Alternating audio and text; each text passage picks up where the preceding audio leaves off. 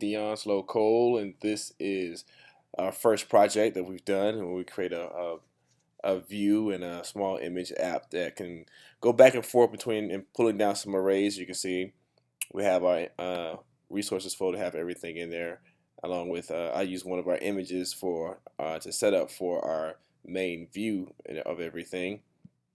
As you see, I set that window up with the lead window where the image is placed into the background.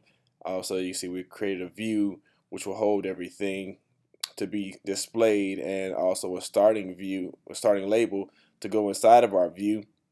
And we also have created a previous button that'll going to go back and forth. And also here we have our view that's created and the label that goes inside of our view button.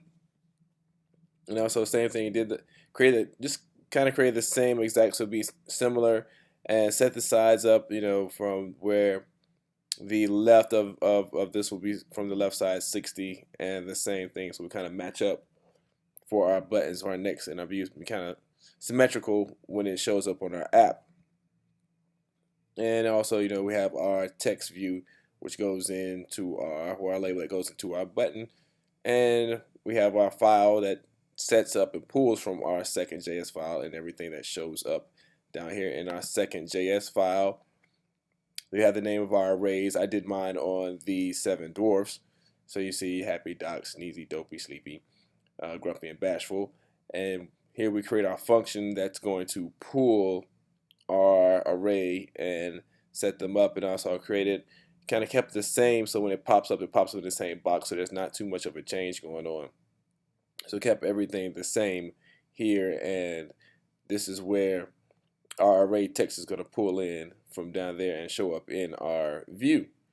And same thing for if we have our function for our previous buttons, it's going to do the same exact thing. Nothing's going to really change, except it's just going to have where it's going to decrease instead of having a value of increase, and you can see where the integer here goes backwards, whereas here it goes forward 1.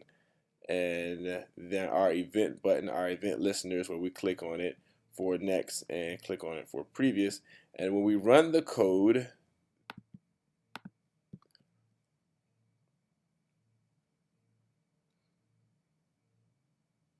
this is how it looks. So it's name of the 7 dwarfs. Click the begin, and our next, Doc, Happy, Sneezy, Dopey, Sleepy, Grumpy, Bashful, and goes back around to Doc, as we had it where it doesn't come up with the title page again.